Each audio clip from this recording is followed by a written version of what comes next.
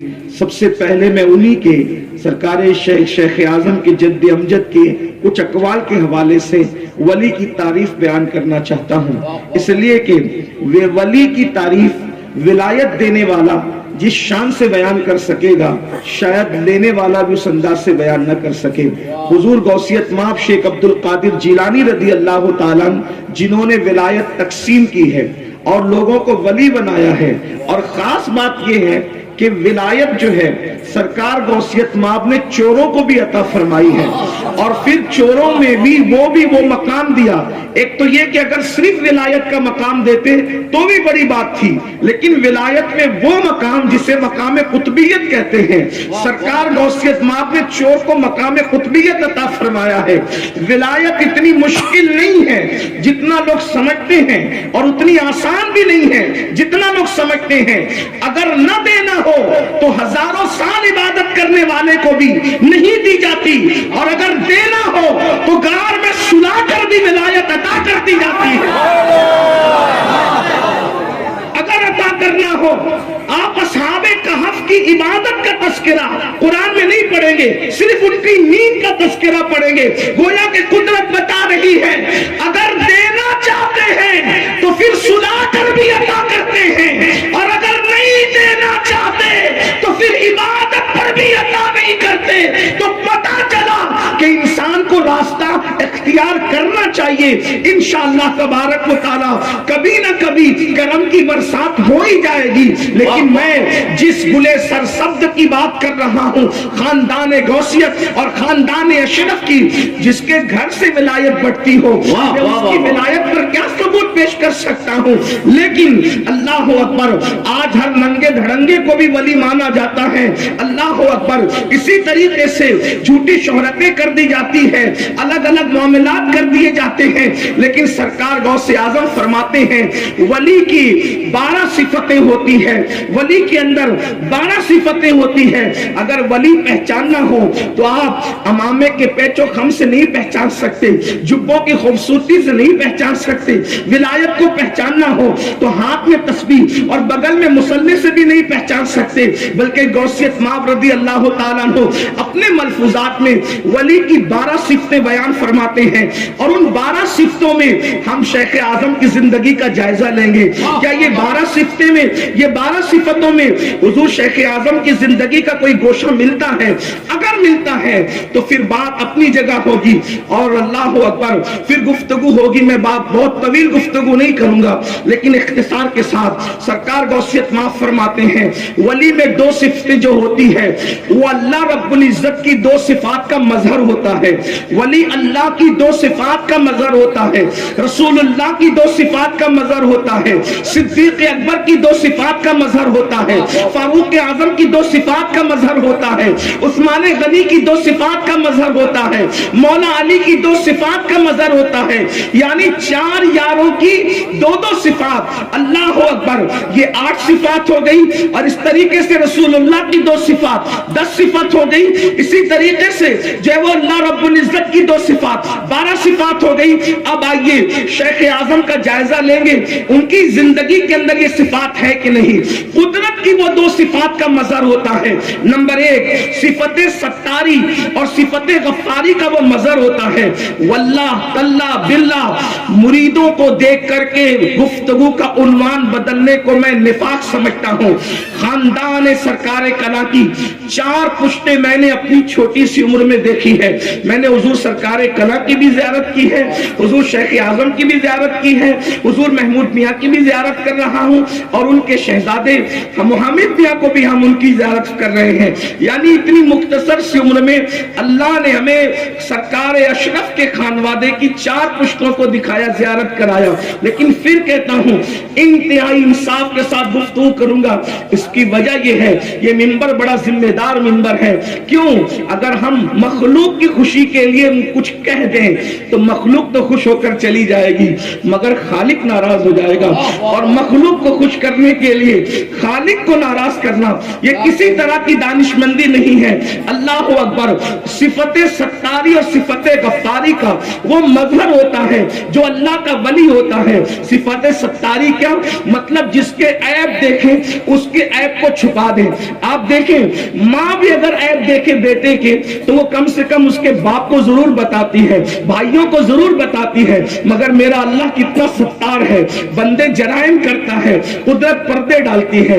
बंदे जराइम करते हैं, कुदरत पर्दे डालती है। शान सत्तारी का आलम क्या है? अल्लाह अकबर। बड़ी माजरत के साथ मुसलमानों, अगर अल्लाह हमारे ऐबों पे पर्दे न डाले तो ना वहां आप बैठने के काबिल हो, ना यहाँ हम बैठने के काबिल हो। ये शान सत्तारी ही तो है।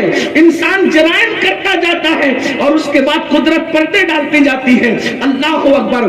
उस वक्त तक पर्दे नहीं उठाए जाते जब तक कि इंसान गुनाह करने का आदी होकर उस पर दिलेर न हो जाए। मिसाल के तौर पर फारूक आजम रज़ी अल्लाह ताला के दौर में एक शख्स चोरी करते पकड़ा गया और जब चोरी करते पकड़ा गया तो आपने फरमाया उसके हाथ काट दो। उसने हाथ जोड़ के कहा सरकार पहली मर्तबा करके पकड़ा गया हूँ। आप फरमाते अल्लाह की कसम तूने पहली बार चोरी नहीं की बल्कि तू आदी हुआ उसके बाद ही पकड़ाया। उसने कहा मैंने पहली बार की। फरमाया मैं नहीं मानता, लेकिन जब तहकीक की गई तो पता चला वो पहली चोरी नहीं थी बल्कि वो चोरी का आदी हो गया था। लोगों ने कहा अमीरुल मोमिनीन इतने यकीन से खुदा की कसम क्यों खाई जब आपको पता नहीं था? फरमाया वल्लाह मेरा रब इतना बड़ा सत्तार है कि पहली मर्तबा जुर्म पे किसी को पकड़ाता नहीं है जब तक इंसान जुर्म करने का आदी न हो जाए और उस पर दिलेर न हो जाए। अल्लाह अकबर। ये सिफते सत्तारी है और अल्लाह जिसको अपना वली बनाता है उसके अंदर इस सिफते सत्तारी का कुछ हिस्सा अता फरमाता है। यानी वो लोगों के ऐबों को कुरेदता नहीं है बल्कि ऐबों पे पर्दे डालता है। अब अगर मैं बात सच्ची कर रहा हूं तो शेख आजम को देखने वाले यकीनन मेरी बात की तस्दीक करेंगे।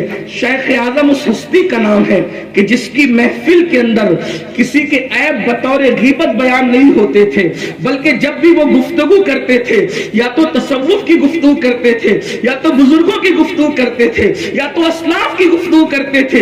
इसलिए कि जब पीर गीबत करने वाला हो जाएगा तो मुरीदों को गीबत करने से कौन बचाएगा? जब पीर लोगों की ऐबजोई करने वाला हो जाएगा तो ऐबों पे पर्दे कौन डालेगा? वल्लाह लोग डॉक्टरों के पास इतना खुल करके अपने मामलात बयान नहीं करते जितना मशाइख के पास अपने मामलात बयान करते हैं। लेकिन अगर वही सबके मामलात को ओपन करता फिरे तो बताओ लोगों का हाल क्या होगा? तो जिसे कुदरत दोस्त बनाती है उसे सिफते सत्तारी से हिस्सा अता फरमाती है।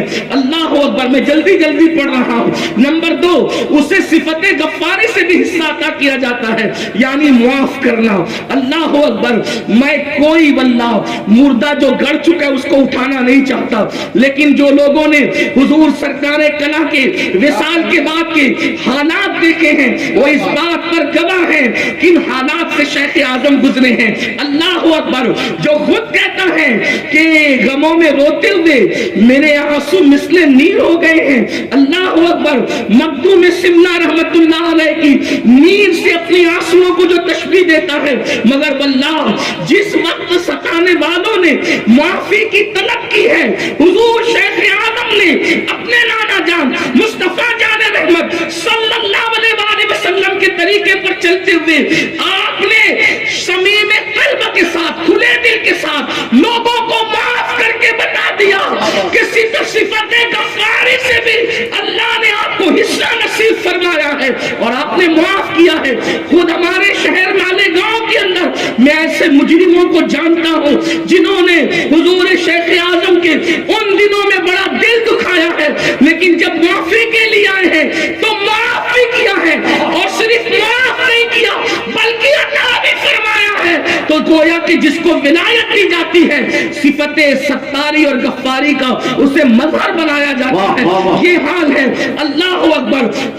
आप अंदाजा फरमाएं माफ करने का तरीका।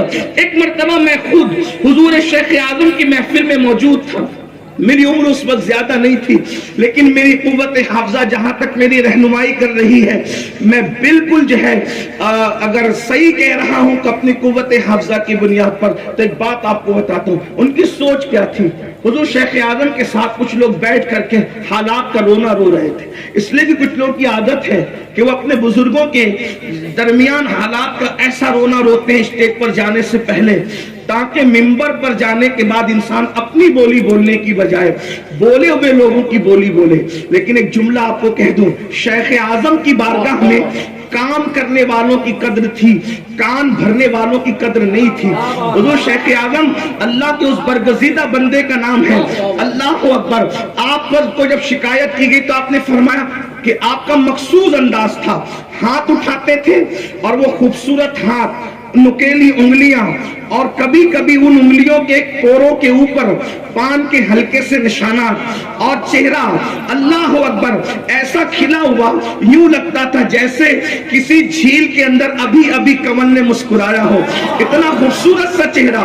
اور یہ بات انسان جو ہے بالکل شرح صدر کے ساتھ کہہ سکے کہ لوگ مولا علی کے بارے میں کہتے ہیں کہ وہ بہت زیادہ خوبصورت تو نہیں تھے۔ ہمارے شہر میں بھی کسی نے بکا تھا تو میں نے کہا تھا کم سے کم ان کی نسل ہی کو دیکھ لیتے، جب 1400 سال کے بعد حسن کا یہ عالم ہے تو اللہ اکبر، مولا کائنات کے حسن کا عالم کیا ہوا۔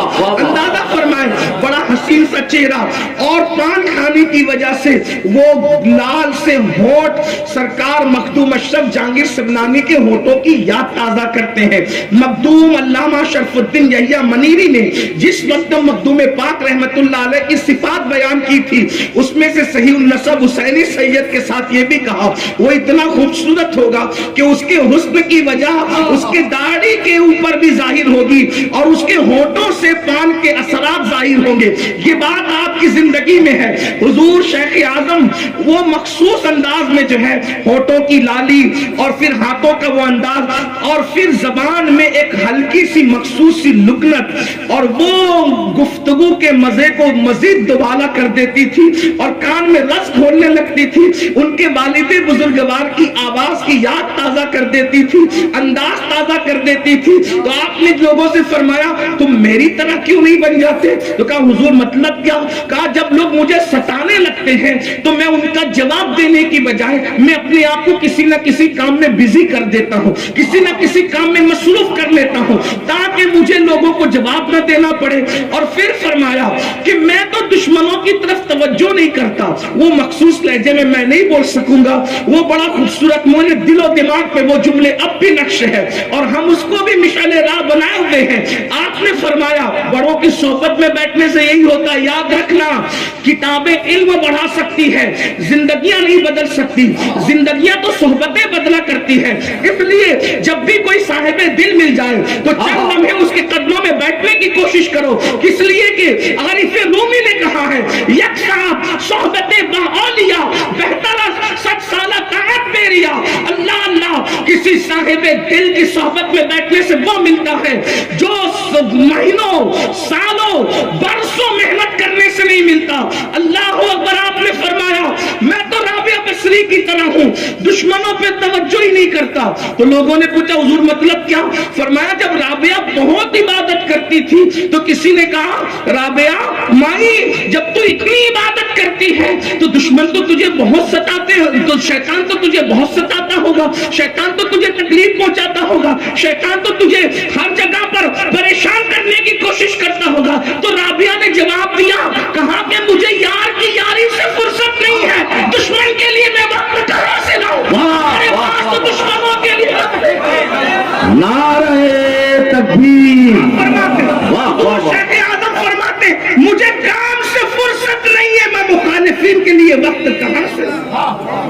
آپ اندازہ فرمائیں ایسا مرشد اللہ تعالیٰ نے آپ کو عطا فرمایا جسے شیخ اعظم، واقعی وہ شیخ اعظم واقعی شیخ اعظم تھے۔ دو صفتیں رسول اللہ کی، وہ حضور کی صفات کا مظہر۔ حضور کی دو صفتیں کیا؟ حضور امت کے لیے رفیق بھی ہے اور شفیق بھی ہے۔ حضور دو صفات، رفیق کا مطلب ہوتا ہے دوست اور شفیق کا مطلب ہوتا ہے شفقت کرنے والا، پیار کرنے والا۔ میں واللہ لازم کہہ رہا ہوں، زیادہ قسمیں کھانا بھی اچھی بات نہیں، لیکن عنوان نازک ہے کسی کو بھی ٹارگٹ کر کے تقریر کرنے کو میں غیبت سمجھتا ہوں، اور غیبت زنا سے بدتر ہے۔